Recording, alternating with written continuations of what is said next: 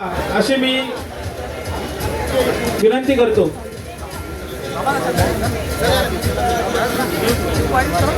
भावेश पुणेकर, अजित सुतार यांची उपाध्यक्ष वॉर्ड क्रमांक 27, विक्रांत ठक्कर, श्री विक्रांत ठक्कर यांची सरचिटणीसपदी, अक्षय पाटील यांची चिटणीसपदी, अतुल पाटील कार्याध्यक्ष वॉर्ड क्रमांक 27, निलेश भोईर सहकार्याध्यक्ष वॉर्ड क्रमांक 27, या ठिकाणी कार्यक्रमाला विरेश चौगुले वॉर्ड क्रमांक 27 संपर्क प्रमुख, अधिराज नाड सहसंपर्क प्रमुख, भाविक राठोड संघटक,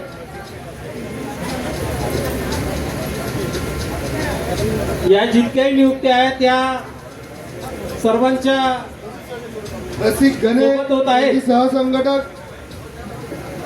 तरी ज्यांचं नाम उल्लेख केलेला आहे त्यांनी आपलं नियुक्तीपत्र हे स्वीकारायचं आहे। श्री जय कदम यांची 27 वॉर्ड क्रमांक 27 विभाग प्रमुख आणि श्रेयश राडिये यांची उपविभाग प्रमुख म्हणून नियुक्ती होत आहे। सर्वांनी त्यांचं आगरी सेनेमध्ये स्वागत करायचं आहे आणि त्यांना पुढील वाटचालीसाठी आपल्याला शुभेच्छा द्यायच्या या ठिकाणी वॉर्ड क्रमांक 27 नायगाव।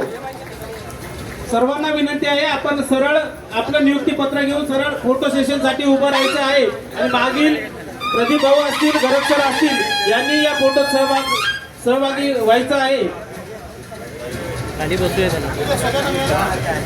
मागील जेही मान्यवर आहेत त्यांनी कृपया या फोटोमध्ये सहभागी व्हायचं आहे आणि यांना नियुक्तीपत्र प्रदान करायचं आहे। या ठिकाणी सौ अक्षता मनोज म्हात्रे दक्षिण मध्य मुंबई महिला आघाडी अध्यक्ष यांचंही आगमन झालेलं आहे, त्यांचंही मी पालघर जिल्ह्याच्या वतीने सहर्ष स्वागत करतो। लीना रोहन बांडे यांचंही, देवनार अध्यक्ष वार्ड क्रमांक 1 यांचंही या ठिकाणी स्वागत झालेलं आहे, त्यांचंही मी पालघर जिल्ह्याच्या वतीने स्वागत करतो। ज्या पदाधिकाऱ्यांच्या या ठिकाणी नियुक्त्या होत आहेत त्यांचं पालघर जिल्ह्याच्या वतीनं त्यांच्या पुढील कार्याला शुभेच्छा आणि सदिच्छा। पुढील काही नियुक्त्या बाकी आहेत, त्याच्यानंतरच्या ज्या नियुक्त्या असतील, सुनीता देवानंद परेड यांची नियुक्ती होणार आहे, त्यांनी मंचाकडे यायचंय।